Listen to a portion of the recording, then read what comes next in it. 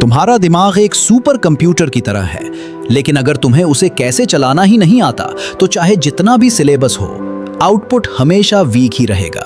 ज्यादातर स्टूडेंट्स हर साल इसलिए स्ट्रगल करते हैं क्योंकि उन्हें पढ़ाई का सिस्टम नहीं पता। उन्होंने कभी कैसे पढ़ना चाहिए ये नहीं सीखा, सिर्फ ये सीखा है कि सिलेबस कंप्लीट करो, नोट्स बना लो और रट्टा मार लो।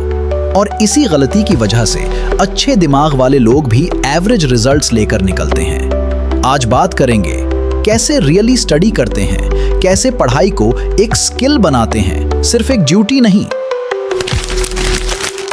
सबसे पहला रूल, तुम्हें यह पता होना चाहिए कि तुम पढ़ क्यों रहे हो। सिर्फ पास होने के लिए मत पढ़ो, सिर्फ प्रेशर के लिए मत पढ़ो। जब तक तुम्हारा वाई स्ट्रॉन्ग नहीं है, तुम्हारा फोकस कभी कंसिस्टेंट नहीं रहेगा। अपने आप से पूछो, क्या यह सब्जेक्ट मुझे किसी ड्रीम के करीब ले जा रहा है? क्या मैं ये कॉन्सेप्ट रियल लाइफ में यूज कर सकता हूं? मैं इसे अपने गोल के साथ कैसे जोड़ सकता हूं? जब तुम्हारा रीजन क्लियर होता है, तब पढ़ाई एक रिस्पॉन्सिबिलिटी बन जाती है, ना कि एक टॉर्चर। 6-7 घंटे सिर्फ बुक के सामने बैठना स्टडी नहीं होता। रियल पढ़ाई होती है जब तुम्हारा दिमाग एक्टिवली प्रोसेस कर रहा होता है। ये 3 टेक्निक्स यूज करो। एक्टिव रिकॉल, खुद से सवाल करो, बिना देखे आंसर दो।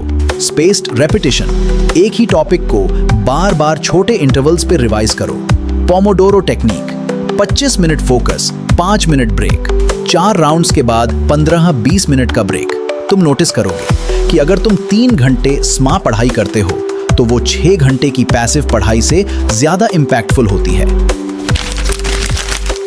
हर चैप्टर के बाद खुद के वर्ड्स में शॉर्ट नोट्स बनाओ, हाइलाइटर्स यूज करो, एरोस ड्रॉ करो, फ्लोचार्ट्स या माइंड मैप्स बनाओ। जब तुम विजुअलाइज करते हो तब तुम्हें याद ज्यादा रहता है। नोट्स सिर्फ इसलिए नहीं होने चाहिए कि एग्जाम्स के पहले सब देख सको। नोट्स होने चाहिए ताकि तुम कॉन्सेप्ट को दोबारा समझ सको बिना बुक के। और याद रखना, परफेक्ट नोट्स का कोई फॉर्मूला नहीं होता। तुम्हारे नोट्स तुम्हारे ब्रेन के लिए होने चाहिए, किसी टॉपर के लिए नहीं। रट्टा मारना शॉर्ट टर्म मेमोरी है, समझना लॉन्ग टर्म मेमोरी बनाता है। जब तुम किसी टॉपिक को जेन्युइनली समझ लेते हो, तुम उसे किसी भी एंगल से एक्सप्लेन कर सकते हो। अगर तुम सिर्फ डेफिनेशन याद कर रहे हो तो एक वर्ड भूलते ही पूरा आंसर कंफ्यूज हो जाता है।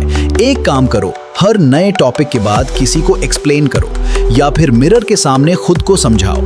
अगर एक्सप्लेन कर पा रहे हो क्लियरली, समझ आया, अगर नहीं तो वापस से जाओ। सिंपल रूल, सबसे बड़ा enemy mobile phone, notifications, noise, background scrolling. तुम्हारा ब्रेन डीप वर्क सिर्फ तब कर सकता है जब डिस्ट्रैक्शन जीरो हो। एक फिक्स स्टडी जोन बनाओ, clean desk, minimum noise, no phone. और फोन रखना ही है तो फोकस मोड या एरोप्लेन मोड यूज करो। एक बार तुम्हारा माइंड डिसिप्लिन में आ गया तो कंसंट्रेशन नेचुरली बढ़ने लगेगा। रिवीजन का मतलब ये नहीं कि एग्जाम से एक दिन पहले पैनिक मोड ऑन हो जाए। हर हफ्ते का एक दिन रिवीजन के लिए फिक्स करो। प्रीवियस टॉपिक्स को दिमाग में फ्रेश रखना सक्सेस का सीक्रेट होता है। और जब भी डाउट आए, डरो मत। डाउट होना वीकनेस नहीं, क्यूरियोसिटी का साइन होता है। पूछो, क्लियर करो, दोबारा समझो। पढ़ना एक जर्नी है, रेसिंग नहीं।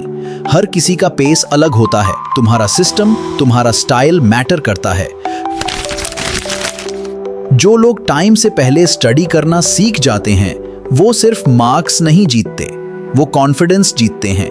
उनके लिए पढ़ाई स्ट्रगल नहीं होती, एक मास्टर्ड स्किल होती है। जिंदगी में हर फील्ड में लर्निंग होती है, तो ये स्किल जितनी जल्दी आएगी उतना आसान बनेगा हर गोल।